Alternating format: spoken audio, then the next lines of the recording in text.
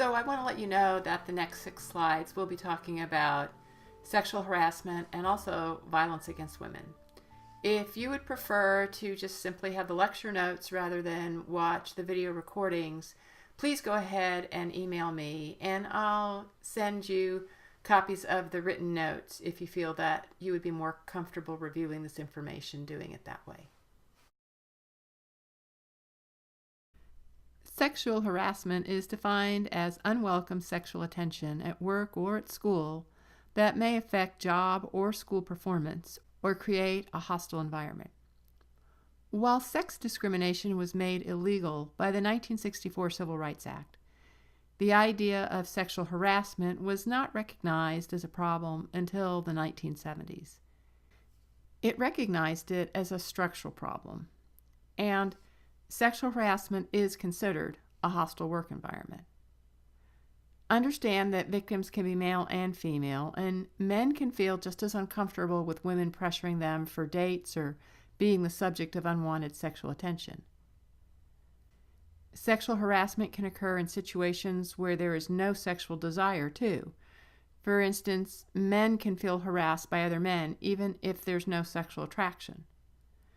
The point is that unwanted attention of a sexual nature is illegal in both the workplace and the educational setting. Gender-based violence is an important issue in the U.S. as well as globally. Females are much more likely to be the victims of sexual violence and also domestic violence. When they are murdered, they're more likely to know the perpetrator and be in an intimate relationship with them. Let's look a little closer at these issues.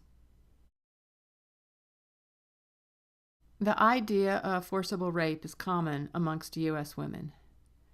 Feminists point out that fear is a method of social control. For instance, most women will consider where they are going and whether they should go somewhere alone or with a group of people. Men are often not concerned with this aspect of social life. In this way, women live constantly with the awareness that there are choices of where to go and whether they are safe going there alone. If they go there alone, it can put them in danger. The rate of rape for U.S. girls and women is 1 in 2,000 in any given year. This means that 1 in 2,000 women or girls will experience rape during any given year.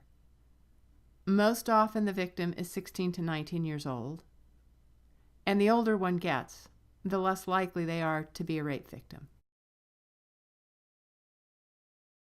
It's important to understand that the majority of gender violence occurs between the victim and someone they know.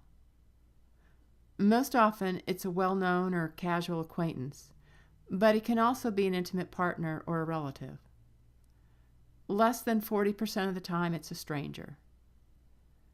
The rate of victimization in college is higher than any other setting. 1.7 out of 1,000 college women report they were raped in the preceding 6 months, while 1.1 out of 1,000 report that an attempted rape occurred. The numbers of these incidents that are reported to police are very low. Only about 5% are reported.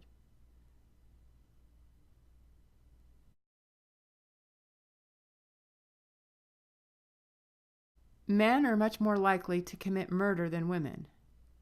But when a woman is murdered, it is likely that she was murdered by a man.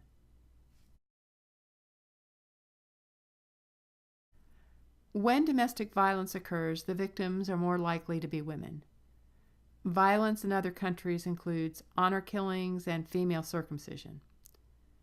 Some sociologists have used the symbolic interactionist perspective to try and understand gendered violence and increase awareness regarding the danger of hypermasculinized gender norms, and that associations of strength and virility with violence perpetuates gendered violence.